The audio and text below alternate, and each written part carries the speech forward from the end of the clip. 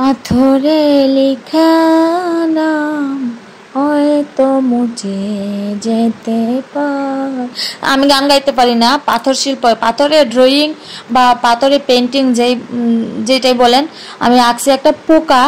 তো পোকাটা আমি কীভাবে আঁকলাম, পাথরটা আমার এতটাও স্মুথ না আর একটু বাঁকা, যার কারণে আমার পোকাটা দেখতে একটু বাঁকা মনে হইতেছে।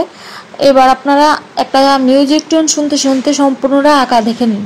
হ্যাঁ, আমার নখগুলো স্কিপ করে যাবেন। নখটা আমার দেখতে ভালো দেখাইতেছে না, কারণ আমি মাটির কাজ করছি আর হয়তো কিছুটা রং ঢুকে গেছে নখের মধ্যে, যার জন্য এমন দেখাইতেছে।